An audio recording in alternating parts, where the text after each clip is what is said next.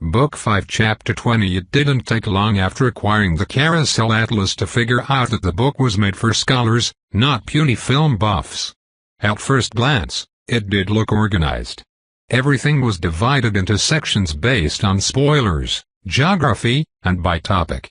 But beyond that, there was no way to navigate the massive tome. There was no reference section in the back of the book like you would expect. The best you could do is try to find something related to what you were looking for and see if that section pointed you to the section you were actually looking for. Scholars didn't have to worry about that because they had the Eureka Trop, which allowed them to move from page to page as if the location of any given fact was obvious. We managed to find the monster lair entry pretty easily. The problem was that there was no centralized map of monster lairs. There was just a long list that referenced locations by description rather than plotting it out so we could easily figure out where things were. The reason for that was simple: the authors of the atlas didn't really care about monster lairs. That wasn't an omission on their part. The fact was, as we read through the entry on monster lairs, we realized the subject of lairs just didn't come up a lot, which sounded insane. There were literal monsters underneath the streets, in boarded-up houses, and hidden in the woods. But in Carousel, that was the last thing on your mind. Omens would go out of their way to hunt you down and trick you if you didn't have a good scout with you who could suss them out. Monster lairs, on the other hand, were not designed as traps. After some research, it seemed that they were there for logistical reasons, as crazy as that might sound. Or, as the man named Harley put it when he wrote the lair entry in the atlas, Carousel keeps its beasts under control. When they aren't inside a storyline, they don't leave their lairs, at least the non-human ones don't. Sure, there are serial killers you pass by on the street and don't even know it. The monsters, though, are hidden, and the only hints that they exist are their roars at night and the occasional player who comes up missing because they couldn't follow directions. The fact was, my friends and I knew about monster lairs, although we didn't often call them that. After all, we lived on Dyer's Lake for months. We knew there were things living in that lake, some of which were attached to omens, but others just swam through those haunted waters, an ominous reminder of what lay in wait in the depths of Carousel. In fact, when the Black Snow Apocalypse had occurred, we had come across monsters fleeing their lairs to get out of the way of the upcoming apocalypse. We heard howls in the night. We heard screams coming from darkened windows in neighborhoods as we passed by houses. However, we had never encountered a monster's lair other than the sewers, which seemed to be home to many monsters, not that we had dealt with many of them. What exactly are we saying happened here? Ant-Man asked. We had been discussing Andrew Hughes' team and their odd fate all morning, but we weren't getting anywhere. I think it looks pretty straightforward, I said. I think they somehow wandered into the lair of some monster, and it chased them, killing 2 of them. 3 managed to get to an omen, which triggered the storyline. They ended up dying, and because they only had 3 players and couldn't win. Andrew Hughes, our target, had died in a storyline called Itch. It was a tough story, but it should not have been so far out of their grasp to justify their team's wiping, especially if they had done their research. The fact that they had apparently just run in there for refuge from some unknowable terror explained a lot. Are we safe to be over there? Kimberly asked. I had no idea. It's hard to imagine why they would wander into the woods in the first place, I said. Hunting, maybe, Ant-Man said. There are deer and wild boar in the woods, along with a lot of other things. The vets used to say that they would gather together hunting parties just to go get food back in the day. Before they found Eternal Savers Club. I asked. No, Ant-Man said, just for the variety. They wanted to go get fresh meat, and they had a few tropes that would help them do it. That sounded like the vets. They were here so long that a hunting trip into monster-infested forests was something they would do. Of course, there was probably a reason they had stopped doing it by the time we arrived, but they wouldn't tell us something like that. I don't think they were hunting in the woods, I said, but maybe they were on some kind of expedition. I don't know why. The atlas doesn't seem to have anything going on over there except a few omens. Ant-Man flipped the atlas around and looked through it. It is crazy to me that there is no way to look at a location and tell what lairs might be near, Ant-Man said. I guess no one was looking for lairs, I said. That was the only explanation I could come up with at first. Maybe the people who did go looking for monster lairs didn't stick around long enough to write it down, Ant-Man said. Maybe. Wouldn't be the only time someone died before being able to tell others why. So, what are our options? Kimberly asked. I looked at Ant-Man. He looked at me, and we both shrugged our shoulders. We could go take a look, I said sheepishly. What? Kimberly asked, appalled. If we know what they are, we can better guess what storyline they belong to, I said. We just need a peek. Is that even true? Ant-Man asked. Is knowing what the monster is even helpful? Is there a way to look up what type of monster is in each story? No, I said, and then it hit me. Of course, they don't have one place where you can look up where all the monster lairs are or which monsters are in which stories. That would all be spoilers. If you knew that there were vampires at the lumber mill, you would hugely be spoiling yourself about the nearby storyline. Lair location did correspond to the storylines the monsters belonged to, we knew. Oh, that's probably it, Ant-Man said. Damn. The rules of what was spoilers and what wasn't usually revolved around whether you got information from a trop or some other allowable source. Knowing what was allowed and what wasn't took some guesswork. Whatever, I said. I don't know why they wandered into a monster lair, but I don't think there's any evidence that the monsters just attacked them on the road. If they had, they probably would have attacked us when we were up there. So, unless we want to rescue a monster hunter so they can use their tropes to tell us what lives on that mountain, we may never know. Well, we do know where some eyewitnesses are, Ant-Man said, pointing across the table to the missing posters for Andrew Hughes and his two fellow players who had died with him in the storyline called Itch. They would know what happened to their teammates, I had to assume. At the end of the day, you could only be so cautious before you had to take action. I had no idea why their team had been attacked, but I couldn't find any reason to think it would happen to us. Monster lairs were put out of the way so that players wouldn't run into them by accident. There were only a few possibilities for what caused them to fall prey to some random beasties, and there was little chance of it happening again. We decided to take a break. Investigating the monster lair wasn't a priority. It was just a precaution. We felt we had done our due diligence. It was time to move on. Ant-Man and Kimberly were up on the roof as noon rolled around. They were making hot dogs or hamburgers or something. They had to do it now so that Isaac wasn't around to burn things. I was down in the loft, sitting at the table, searching the atlas in vain for any reference I could find to the town of Carousel, horrific events through the ages. Of all the books in Carousel, that was the one that I wanted the most. I had seen Anna and Camden using it in Post-Traumatic, the storyline they had played through and eventually died in. I had to believe that it was an important clue. If I could just find it, it would give me valuable insights into how my two best friends could eventually be rescued. As far as I could tell, using the book wouldn't be a spoiler because I learned about the book by using a trop. It was my film buff trop that allowed me to watch trailers of other ongoing or recent storylines. It had allowed me to see my friends in peril. I could still watch that trailer on the red wallpaper at the end of the strings-attached storyline. It hurt to watch. Camden was in bad shape. If only I could find that damn book. I flipped the atlas open to a page for the library, of which there were several. This one contained a flyer for some sort of event the library was hosting, but I couldn't see what it was because so many other pieces of paper were attached to the page detailing the ongoings inside the marble building. I couldn't just go in and check out the book. There was a very powerful mobile omen in the library that would pretty much guarantee we would get postered. Even the vets were afraid of it.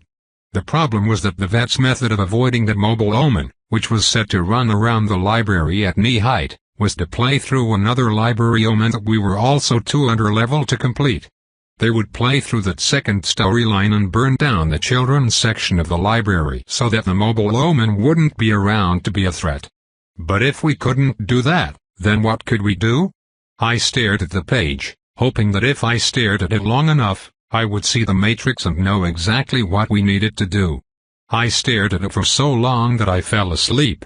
"What are you researching?" Kimberly asked. My head jutted up, alarmed. I looked around. Kimberly had brought me a pork chop and potato salad. "Just trying to figure out how to get a book out of the library," I said.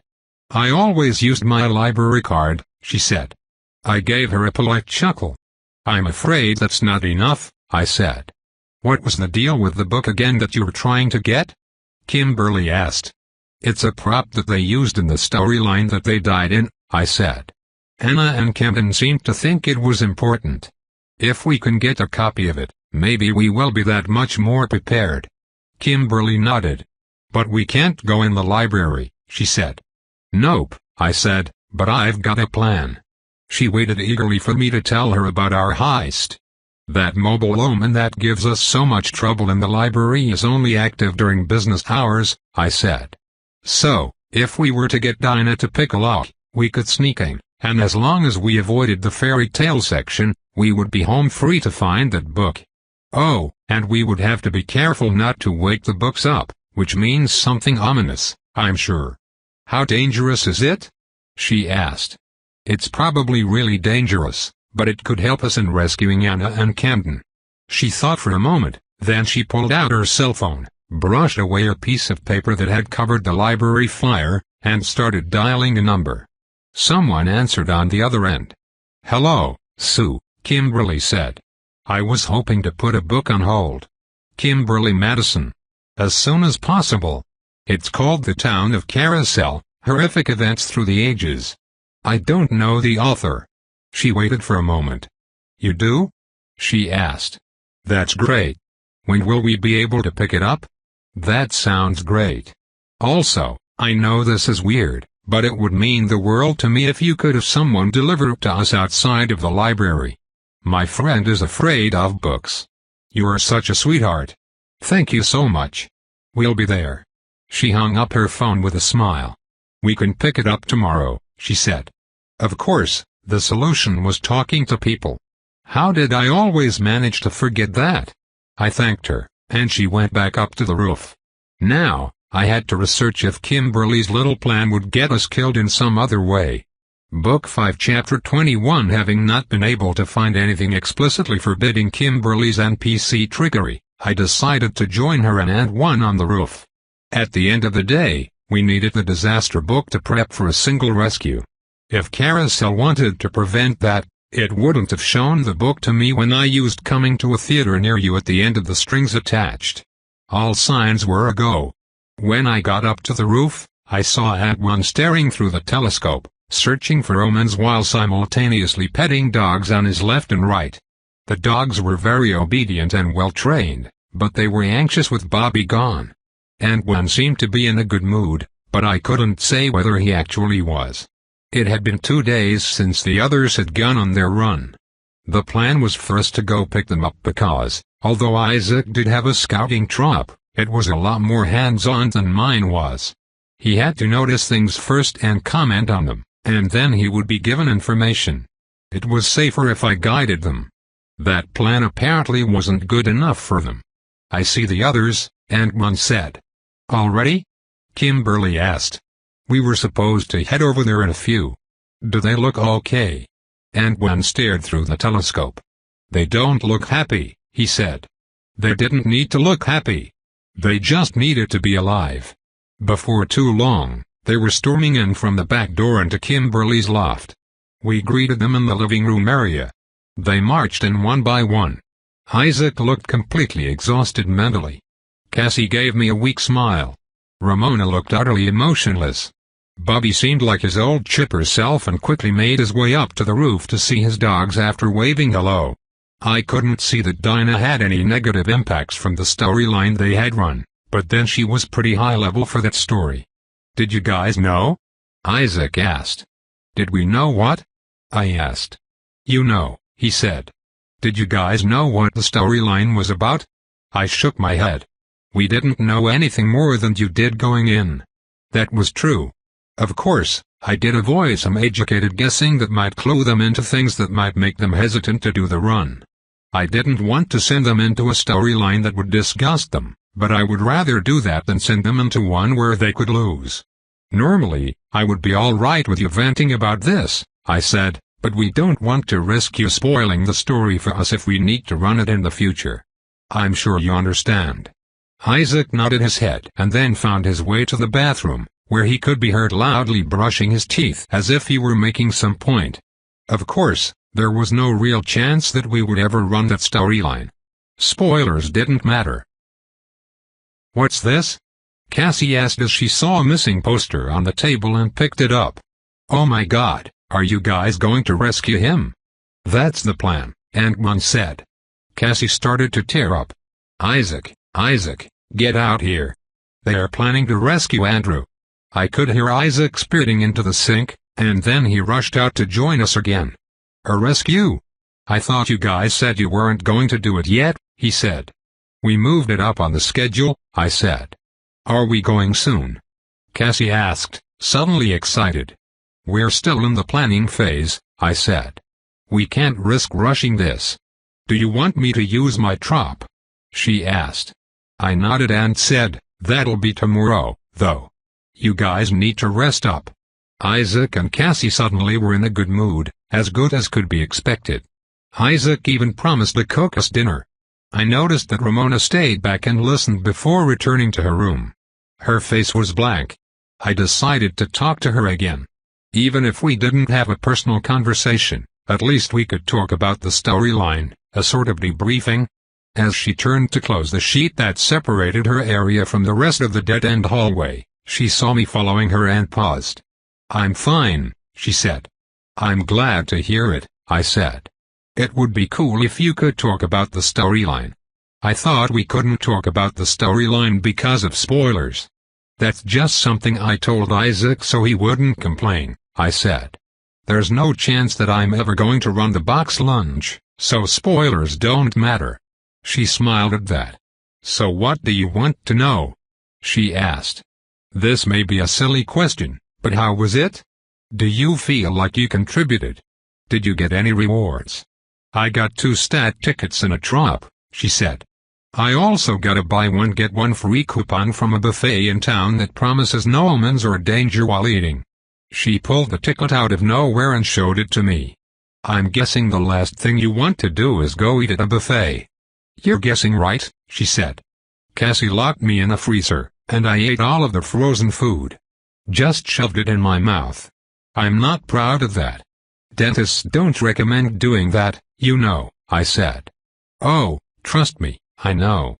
She ran her finger over her teeth. "So, how are you doing? Are you feeling okay?" I asked. "You know, if you keep asking me that, I will lie to you eventually." I had the same tactic. "I'm sorry," I said. "I can't imagine how you feel." "I don't feel anything at all," she said, shrugging her shoulders. "So you don't have to worry anymore." That was part of what I was worried about. In addition to my concerns about her mental health, I knew that her mental well-being was important in other ways, too. She was a hysteric, an archetype that weaponized their emotions.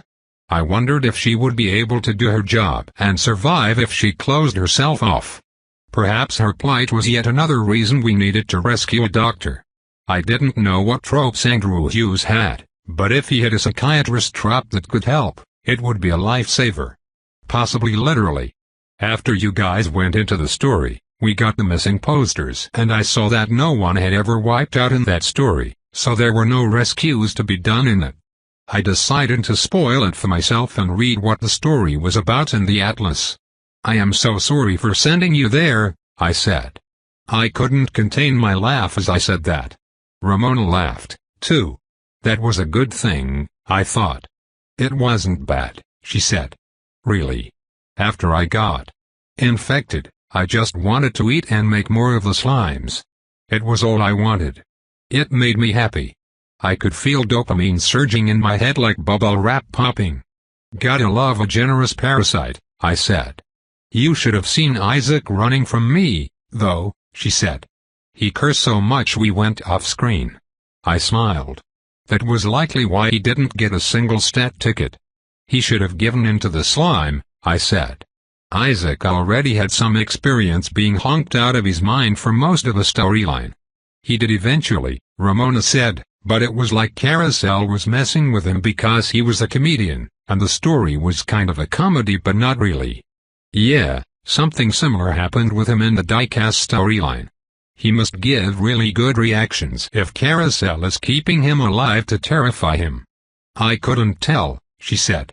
I just couldn't figure out why he didn't want the slime. I think he likes his slime well done, I said.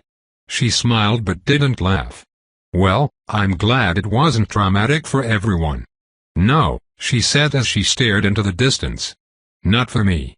There was a silence then that seemed to stretch forever. So, I was going to take a nap, she said. Great, I said. Get rested up. I turned and left. It felt like a productive conversation. At least we were talking about something. It was a step in the right direction, at least. It was not a popular storyline. The recommended archetypes for scouting were scholar-researcher, adventurer, and engineer, which was an advanced archetype I had not come across before. The section that had information from scouting tropes that were not considered spoilers was blank. No one had gotten around to scouting out this story, at least not at the time this copy of the Atlas was obtained. There just wasn't a lot of information on it. That was unusual, as there was usually at least one psychic scouting trop in every storyline. There were none for each. But we weren't entirely out of options. We had our own scouting tropes. Kimberly, we haven't talked in so long, Sal said. Are you quitting acting or something, sweetheart? You know I could never quit, Kimberly said. I was hoping you could give me advice about this movie called Itch that I've been hearing about. If you could tell me all about it, I'd appreciate it. Kimberly's trop that allowed her to call her talent agent for information was really useful for the final straw. We hoped it would help here, too. And then we waited for his response, which took a moment. Oh, that one, Sal said. I've heard of it. I wouldn't say I'm a big fan, but it's not exactly a mistake if you want to go for that sort of thing. You definitely have the range.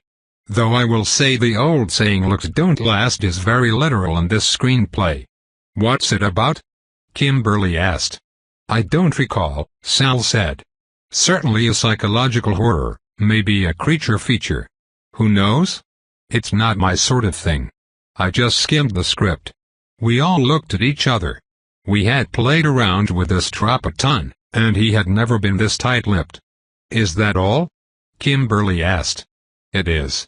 I wish I had more for you. I've got to go. Bye now. Sal hung up. What just happened? Kimberly asked. Is the storyline that much harder than the ones we've tested before? Ant-Man asked. Maybe you just don't have high enough moxie to get a good reading. I wasn't so sure. It was a harder story than the final straw was, but not that much more difficult.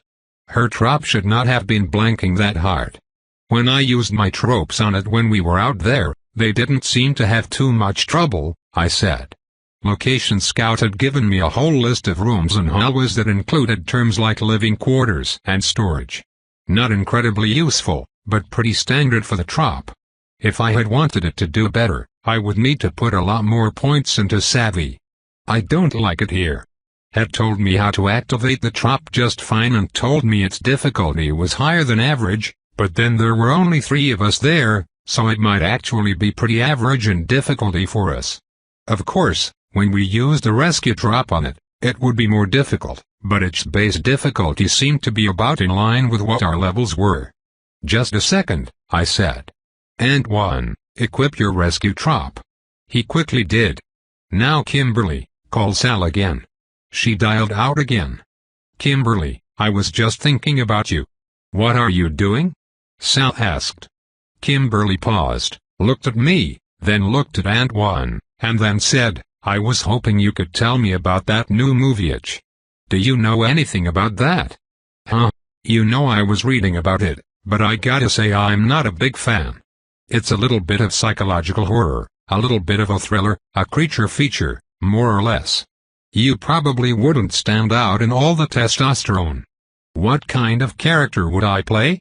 Kimberly asked. I can't imagine, Sal said. Again, he didn't have much to say. I waved my hand across my neck, telling her to cut the call. She did so. He's just not saying anything, Kimberly said. Not as much as usual. Not only is he not saying anything, but he's saying the same amount he did before, I said. Even though the rescue version would be more difficult. I don't think it's the difficulty that's the problem. When Ant 1 had equipped his rescue trop, Sal had a new version of the screenplay to go over with Kimberly, a version that should have been harder and should have given us even less information than the original. That's how rescues worked. They were supposed to be harder. But the two summaries from Sal were roughly equivalent.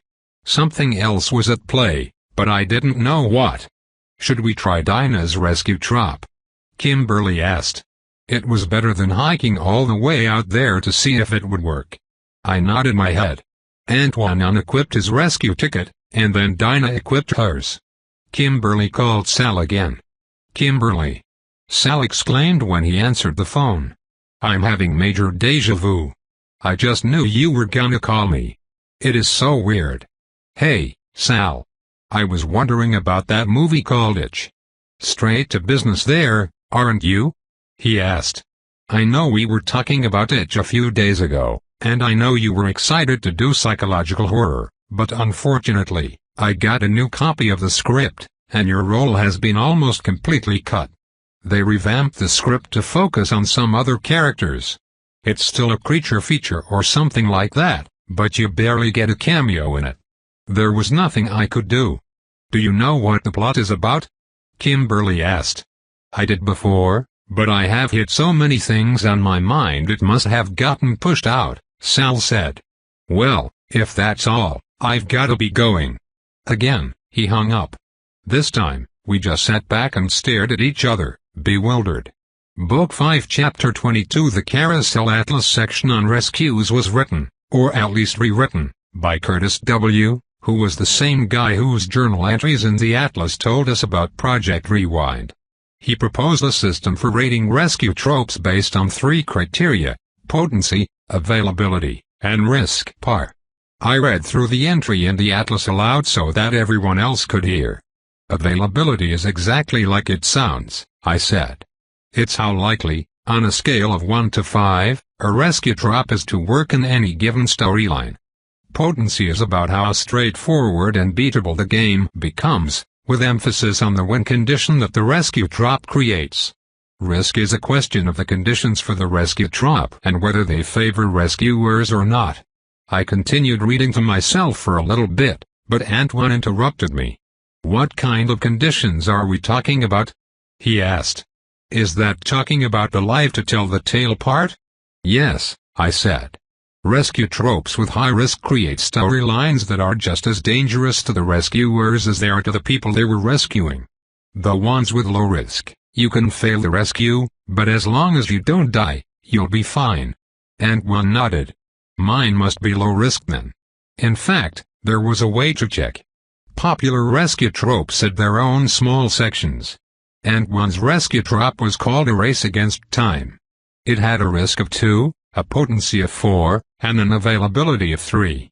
Kimberly's rescue trop was A Woman in Mourning. It had an availability of 1, a potency of 5, and a risk of 4. My rescue trop was not listed. Overall, the Atlas didn't have much information about film buffs. I kinda like Dinah's, I said. It was a pretty popular one from what I can tell. I looked up from the book. She wasn't there. Where's Dinah? I asked. She went downstairs, Kimberly answered. For the first time in a while, I put the Atlas down and took a moment to see what the others were doing. Surprise, surprise, they had not been just listening to me with rapt attention. Cassie was trying to use her psychic trop to learn more about the enemy we faced. She was not having a good time. I'm sorry, she said, tears flowing down her cheeks. I'm trying my best, but it just isn't working. Kimberly comforted her. There's clearly something about this storyline that makes scouting it hard, Kimberly said soothingly. We'll figure it out. Don't you worry. But Cassie was worried because her brother's life was literally on the line. At that moment, Dinah came back upstairs holding a beer with its label torn off, which is how they sometimes appear in movies to obstruct the brand name. "The creepy guy's back," she said. There was a man who was clearly up to something, but it wasn't clear what. He would just stare at us any time we went down to the restaurant. He wasn't an omen, and he wasn't an enemy as far as we could tell, but he was unnerving because he wasn't hiding his staring at all. He was an NPC with a generic title, Drifter. No name other than that. We had seen him a few times. "I got something," Cassie said. "It's weird, but I'm definitely hearing something." Dinah stopped and stared as we waited for Cassie to extract as much information as possible from her block drop. "It's talking too fast," she added. We waited as Cassie listened to something we couldn't hear. "Well, I'm going upstairs to get some ice," Dinah said. She went toward the stairs that led up to the roof, and after she was out of the room, Cassie exclaimed, "I lost it." Cassie started to cry. Her eyeliner was hopelessly smeared. I didn't know what was going on with the storyline that we were having such difficulty doing scouting. It was true that whatever tropes the storyline had would apply to the scout's abilities as if they were in a storyline. That was likely the reason that the atlas contained very little scouting information for the story. If we could just figure out what was going on, we might be able to learn something more. Of course, it would be easier one day when we had lots of players who could contribute. Back at Camp Dyer, anytime someone needed to scout out a new storyline, they could make the rounds, talking to all the different archetypes they could find with dozens of different scouting tropes that could tell you all kinds of information. They never let us do that because they wanted us to learn to play the game the old-fashioned way. After a moment, Dinah came back down the stairs and asked, "Why can't we not keep the ice scoop in the ice machine?" "Just use the cup," Isaac said. "It's there for a reason." In the middle of a town filled with horror stories, the biggest debate going on at the loft was whether the metal scoop we owned should be used in the rice bin or the ice machine. Everyone took sides, and it got messy. "It's back," Cassie said. "I hear it again. It's just talking so fast." "Whatever," Dinah said as she went back upstairs again. "What are you trying to drink beer with ice?" Isaac asked. "I want a glass of ice water," Dinah said as she continued working back upstairs. Isaac shrugged. "I lost it," Cassie said again. This time there were no tears, just resignation. I started to notice a pattern. "Dinah, come back down here," I said. "Just for a second, come back down." She did just that. "What?" she asked. "Cassie, try to use your trap again." So, Cassie did. "It's working," she said. "I keep hearing this voice. It's definitely a voice, but it's talking so fast I can't understand it." "Now, Dinah, go back upstairs," I said. Intrigued, she did as I asked. "Right on cue," Cassie said. "Now I've lost it." We all stared at each other. And one stood and started looking back and forth between Dinah and Cassie. He motioned for Dinah to come back down. Cassie, noticing what we were doing, immediately reported that when Dinah got back down to the living room, she could suddenly hear the voice again, an unintelligible whisper telling her in some manner or another to stay away. "What's happening right now?" Dinah asked. We didn't exactly have an answer, but I had a hunch. "Dinah, unequip your rescue trap," I said. She did so. Immediately afterward, Cassie said, "The voice is gone." We all looked at each other. I had a theory.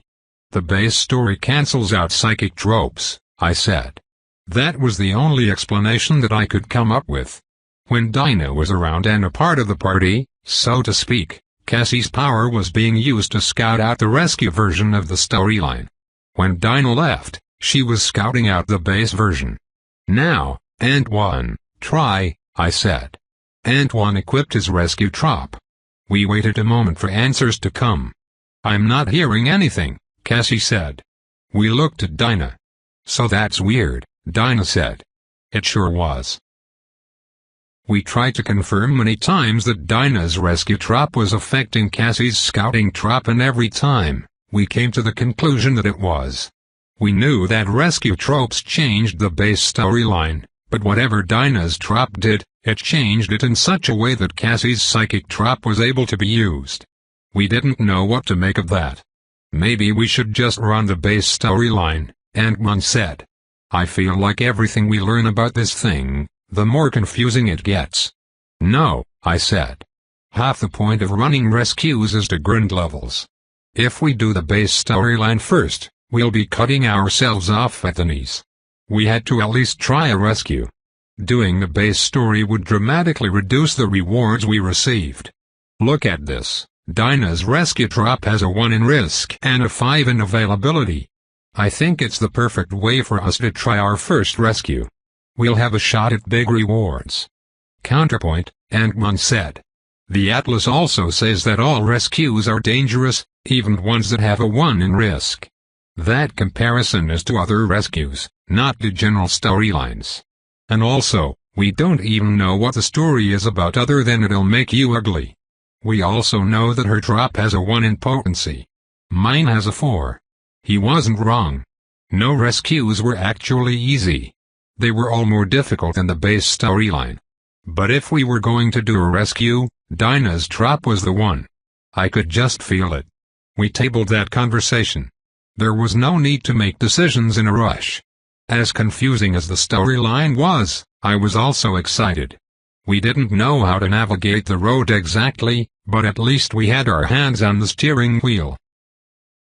I woke up with my heart racing because I knew that in a matter of hours, I would finally have my hands on the book that chronicled Carousel's horrific past, even if it was fictionalized. The town of Carousel, horrific events through the ages, had been in the back of my mind for months. I didn't know what kind of clues it would give us, but I had to believe it had some vital information we could use to save our friends. The book seemed to be a non-fiction collection of terrible events that took place in a fictional version of Carousel, and ever since my scouting trop had told me it existed, I felt that there was a reason.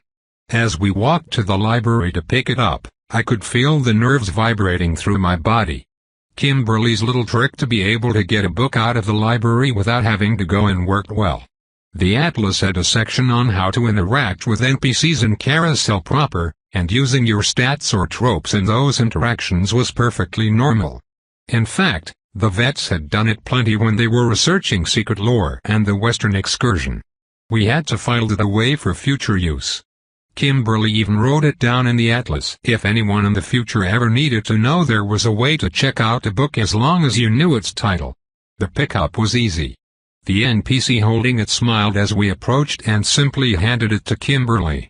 I kept waiting for some moment to appear, but none did. The book itself didn't show up on the red wallpaper, nor did it give off any scary vibes, as I had felt from the monster's lair on the mountain. Cassie picked up the book and tried using her newly acquired trop, curios and trinkets, to feel if it was an occult item. It allowed her to intuitively compare one magical item to others that she had collected. She said, "This is nothing like the flask." She shrugged her shoulders and handed the book to me. The flask was the now cement-filled item that had been used to summon the spirit of vengeance in the diecast storyline. If the book was nothing like it, that meant that there was no spirit inside the book that could be invoked, or at least that's what I understood the trop to mean. Did that make it safe? I had to hope so.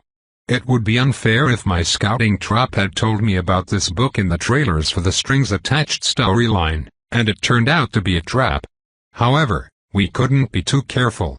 As we walked back to the loft, I couldn't even open the book and take a peek simply because I needed to keep my eyes out for omens. But when we finally re-entered our safe space, the first thing I did was take the book up to the roof and find a chair in the shade. It didn't take me long to completely regret finding the book. Reading through it was like reading one of those Guinness World Record books that everybody wanted in the 5th grade. The cool pictures and the fun text entries convinced our young minds that everyone in the world was trying to win records through various odd feats of human skill. This book had the same tone. Whoever wrote about these massacres and horrific deaths did so as if they were reporting feats of human athleticism or mental prowess. 6 dead from a rat poison accident at Sundown Bakery, one entry read. The entry lamented the fact that the accident happened at a relatively unpopular bakery, not that they wanted more deaths, but that they wanted a better record. The entire book was ghoulish and unsettling, especially because, as I came to realize, many of the photographs were too close to the accidents. They were taken too soon, as if the photographer knew what was about to happen and was sitting around waiting for it. I was reading through a sickening entry about crowd crush at some sort of festival in Carousel when I saw something that made me jump up from my chair and run to the others. "It's them," I said. "Look." I pointed to the black and white photo. It was a horrifying image, and I wish I had warned Kimberly and Aunt One before they looked. Bodies were mangled together as if twisted and fused, the people dying from the weight of those on top of them, a terrible image. Next to the alleyway where that occurred, I saw a brunette in a denim jacket with her hair tied in a ponytail next to a man with jet black hair and a missing arm, cut off at the elbow. "Oh my God," Kimberly said as she looked at the photo. And one stared at the image and then looked up at me. "So we can track where they were in the storyline, right?" he asked. All we knew, aside from what I had seen with my scouting troop, was that their storyline involved time travel. Anna was not willing to spoil anything more than that in the letter she wrote us and attached to the back of Silas the Mechanical Showman. "It might be useful," I said. "I don't know. I can check to see if they're in any of the other photos. Maybe we can trace their path, assuming they went to other dates in the book." That was something I could do. It felt like progress. I didn't like looking at the horrific pictures. Funny enough, if these exact same pictures had appeared in a movie, they might not have bothered me aside from maybe a jump scare here and there. But the book, with its strange tone and the knowledge that in some way these deaths were real, whether it was a fictional event portrayed by NPCs or real events brought here from a universe unknown. I went back to my seat and flipped open the book, double-checking to see if there was any indication of who the author was or when it was published, but I got nothing. For all I knew, the book was self-published within its storyline. There was no way to tell. But the more I read it, the more I got to know its voyeuristic author. The entries were written in the tone of someone who really enjoyed the sport of rubbernecking history's greatest tragedies. He didn't emphasize the gore or the sadness, but he did commentate on how there could have been more deaths or why a particular tragedy didn't rank highly for him in one way or another. One quote I picked up on was, "There was very little screaming because the victims did not realize their fate until it was upon them." Oh well, the looks on their faces at the end were well worth the trip. At that moment, it dawned on me that this wasn't just some book written by coincidence that was used in the time travel storyline. From the way he talked, it almost sounded like he was collecting mini vacations to tragic events. Still, he did lament the deaths of children and women on occasion but was never overly sympathetic to them. After enough time, I finally found another picture with Camden and Anna in it. It was something that happened in 2010, a group of teenagers died in the woods from apparent suicides. One picture was of the police investigating.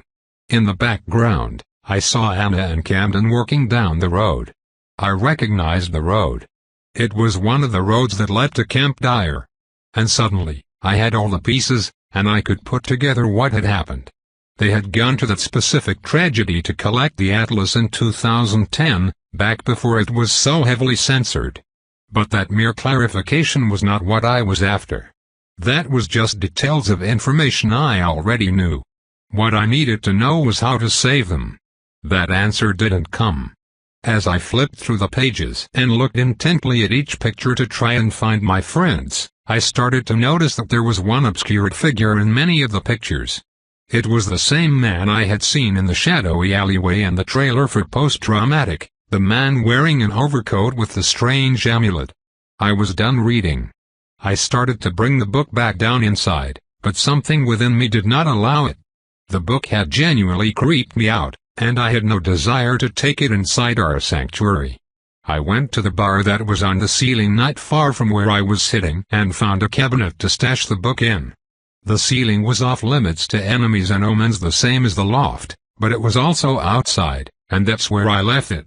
Book 5 Chapter 23. That day and the next were some of the many peaceful days we had at Kimberly's loft. We had come to savor them, even though the longer they lasted, the sooner we would start to feel the panic and dread that came with running another storyline. That night, however, we would not get to relax.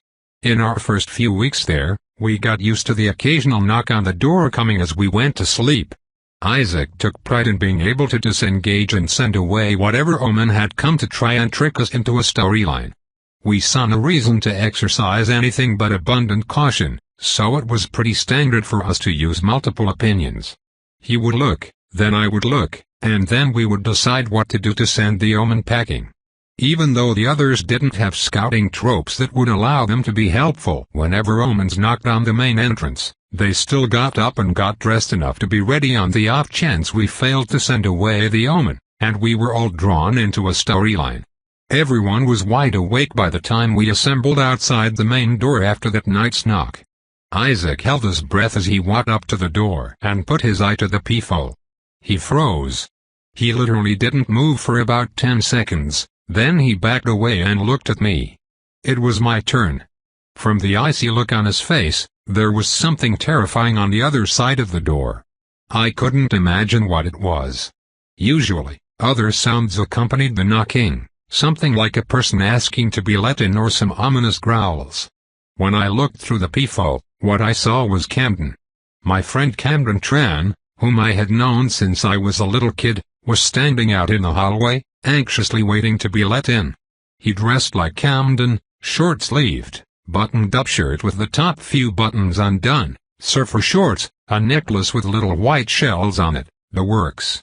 He had a smile on his face and strangely seemed to know that I was looking at him as he made eye contact with me even though we kept the lights off on our side so they couldn't see the shadows. I knew it couldn't be him, but the sight of it made my heart jump. I made sure to look at the omen on the red wallpaper. The storyline was titled Suitability. It was dangerous, which made it hard to see what was on the poster, but I could guess it had something to do with shapeshifters or similar, given that my dead friend was staring back at me. I didn't need to know anything except how to dismiss the omen, how to send it away. My hint was helpful. Be a better stranger, according to the red wallpaper, was what I had to do to send him away. Normally, my trop told me how to trigger an omen, but in combination with the rules for Kimberly's loft, it instead told me how to avoid its automatic triggering. However, it wasn't as straightforward as some of the hints had been, which made me dread the day when the hints were so obscure that we could guess wrong. Being a better stranger to someone who looked like my oldest friend meant something pretty clear to me. I just hoped that I was right. I found myself afraid to speak, but I took a deep breath and spoke anyway. "Go away," I said. "I don't know you." It made sense to me. A creature that imitates your loved ones would probably be thrown for a loop if you claimed not to recognize it. I seemed to have guessed right because Camden suddenly looked very confused. "Are you sure?" "I thought I was at the right place," Camden said. "I've never seen you before in my life." "Get out of here," I said through the door. And then we waited to see if I had guessed right. Slowly, Camden, or whatever looked like him, turned and walked away. Dinah stood near the door with the sawed-off shotgun pointed in at the ready. If I had been wrong and fake Camden had tried to bust through that door, he would have gotten a real surprise. No one spoke, but Antoine looked at me like he was hoping I would explain. "I'll tell you later," I said. I was afraid to acknowledge what I had seen because I was low-key afraid the monster would hear and realize I secretly did recognize it. I took a deep breath, and we all just kind of walked back into the living room, none of us ready to go back to bed. "I don't think I'm ever going to get used to that," Kimberly said. "Not after Camp Dyer," I said. "I miss it so much," she said. "Scratch that. I miss the real world. But I do miss Camp Dyer." We stood in silence for a moment longer. It occurred to me that every base we would ever live at would have some drawback, just like this one. This one had omens that would tempt you. They were easily avoidable, but still, the constant barrage brought on the stress that reappeared every time we heard that knock. And then, as I thought about it, an idea occurred to me. "Kimberly, "Can't I see the writ of habitation for this place?" I asked. Because writs were stored in thin air like our tropes, she immediately handed it to me. I read through it until I found the section I was looking for. Guarantee against encumbrances and hostility. The described property shall remain free from lairs, nests, or havens of any adversarial entities. All hostile presences nearby will immediately vacate the vicinity and abstain from combative behavior. This writ of habitation protects us and guarantees that there are no lairs at this base, I said. We had recently been researching monster lairs, but because their presence was a huge spoiler, the Carousel Atlas didn't have much on them other than basic explanations. And? Ant-Man asked. We looked through the atlas for monster lairs, but did we check under the section on bases? I asked. We knew that there was a monster lair out by the power works area, but we didn't know much about it. We had deduced that 2 members of Andrew Hughes' party had gotten killed in it. The atlas was not well organized because it didn't usually have to be. We went to the atlas at the kitchen table, flipped it open, and started looking through the tabs until we found a small section on bases, which were locations throughout Carousel where players would be safe for moments, things like Kimberly's Loft or Camp Dyer. I flipped to it and started looking through to see if I could find a list of bases that other players had used. I was in luck. I found one. I started moving my finger down the list. Monastery, farm, cabin, apartment, house, cave, I read out loud. There, I said. Carousel Power Works Pavilion. There was an entry on it. Someone had used it as a base at least once. It made sense. It was a vast compound that could be very easily secured and hold a lot of people. I flipped to the section where the information on that base was located, hoping that I would find all kinds of helpful tips, but when I found it, I was deflated. It was a small section with barely any writing, and the information wasn't even first-hand. CW had written, "Had a conversation with a stranger today. Pretended not to know who they were. Strangers hate to be recognized, but I know they live in a base up at the Power Works Pavilion. Bought him a beer and he told me that his crew has to clear out of their base a few days out of the month and he spent the whole time at the bar. What happens every month?" I asked him. "Full moon," he said. CW. I took in a deep breath. Was that a spoiler? Or maybe it wasn't, because that information would have been found on his writ of habitation. Information from the writs was not a spoiler. That's what I told myself, at least. If that wasn't spoilers, it was great information. I knew a monster that came out on the full moon. And I had been looking for it ever since I got to Carousel. After that revelation, we stayed up and spoke at length about its implications. "So what are we thinking?" Ant-Man asked. "The team got attacked by werewolves, 2 were killed, and the rest fled into it." "That's my best guess," I said. We were making a lot of assumptions. We were one step closer to figuring out what had happened to Andrew Hughes' teammates, who had not entered it with him. It wasn't really a priority, but in some ways, all mysteries felt like priorities in Carousel. I lay back in my bed and stared out my window, thinking about everything we had accomplished over the past few days, our grocery run, our research, our teamwork. I noticed that in the sky, the moon was almost full, and I watched it without thinking about anything particular for a long time. Eventually, I saw something or someone fly across the sky, directly across the moon. A witch on a broom. It snapped me out of it, and I rolled over and went to sleep. We had so many things to do, and it would all start tomorrow. Book 5 Chapter 24 I stood in the living room area of the loft next to Aunt 1 and Kimberly. We had taken days off, but knowing the task that lay ahead, there was only so much relaxing that we could do. The storyline, taunted us. No matter how much work we put into it, we never felt like we were learning enough. But at the end of the day, we were never going to escape Carousel without taking risks. "Right now," I said, "I see it as being a science fiction movie." "So you don't think the werewolves are involved?" Bobby asked. "Werewolves usually aren't strictly science fiction. It does sound like the title of a werewolf movie." I was in agreement with that. I imagined that growing fur would be very itchy.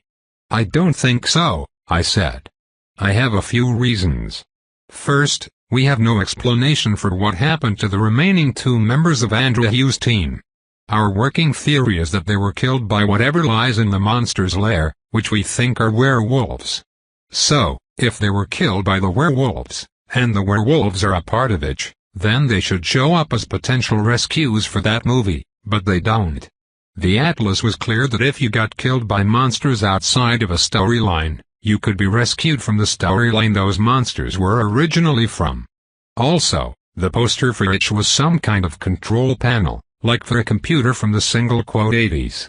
I don't know what that means, but that doesn't seem like werewolves.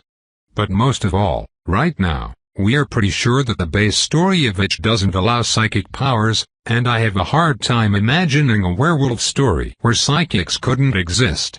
Of course, it was always possible that there was just a very powerful psychic trap that cancelled out other psychic powers, but there were a million possibilities. I just had to make my best guess. Well then, that opens back up the question of how science fiction works in Carousel, Bobby said. This type of subject was something that Bobby liked to talk about.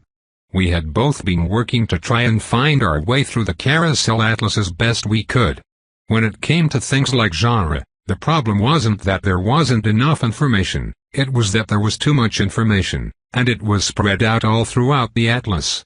The first thing we wanted to know was exactly how technology lined up with the year the storyline was supposed to be set. We were aware that Carousel was more or less organized by date. We had been hauled up and down time enough to know that. The period that was supposed to look like 1960 was called Carousel 1960, and sure enough, all of the stories from that era looked like they took place at the appropriate time. But then, how would science fiction work? Would we have to wait until 2198, when technology really started to pop off? The answer was no. Science fiction seemed to be the biggest counterpoint to the charade of Carousel's timeline. The Atlas referenced things that just did not exist in the time periods their stories were set. We found references to ray guns and teleportation, as well as genetic advancements like those we had seen during our fake tutorial, that just could not possibly exist in our world, even in modern times, and yet they existed in stories set in the single quote 80s, 90s, or even further back. If it was science fiction, we had no way of knowing what to expect. Another point for it being science fiction and not werewolves, and one added, is that there were no forests or woods, right? I looked at him for a moment and nodded. My location scout ability had not given any locations that involved a natural landscape of any kind. It appeared that the story took place inside a building with hallways, control rooms, and storage areas. Of course, Antoine intentionally pointed out that there were no woods because he wanted to go on this rescue, and he knew I was hesitant to support him if there was a chance he would have another episode. The whole thing takes place inside, right? He asked. I reluctantly nodded. It would appear that way, I said. Noting explicit, at least. Of course, I am missing information because Location Scout wasn't giving the best information. My savvy was good, but it wasn't exactly my dominant stat. It was more tied with moxie and hustle. So, what else is there to discuss? Dinah asked. We have literally talked ourselves around in circles on this subject. We either need to do it or move on to something else.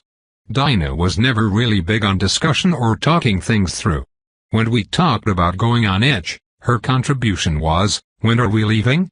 I gazed around the room at our little group of friends. We still looked like squatters because we had no furniture, and yet we had all made ourselves comfortable on the floor or in fold-up chairs. We need to figure out who's going, I said. In the pit of my stomach, I knew there was no good answer, but I was hoping someone would come up with one. We know that because of Dinah's rescue trop, we're all going to be background characters, I said. We don't know if that means we'll be off-screen the entire time, we just have no idea. And we also know that because it's a rescue story, some tropes just basically won't work. So that needs to go into account for who we bring, what tropes we bring. And one took in a big breath and walked forward. "I know that Cassie and Isaac were hoping to go," he said. He looked at them, and they nodded. "We need to save Andrew," Cassie said. This was one subject that Isaac didn't joke about. "So, I think what we have to do," Ant-Man said, "is bring everybody. We have to bring all of our top players, and we can't leave anybody behind." "I know you were talking about only bringing 5 players," he said, looking at me, "but I just don't see how that could work." Of course, there were problems with bringing everyone. I had lain awake the night before, counting them all. If we brought everyone, Bobby would have to bring his dogs, too. If we brought everyone, all 8 of us, and it turned out that there was a player limit, say 6 players, that meant that 2 of us at random would just suddenly. What? We didn't know. The Atlas said that you just wouldn't be in the story if it had met its limit, but then what did those players do? What if none of them had scouting tropes, and they were trapped at the power station alone? What if we got punished for bringing too many players?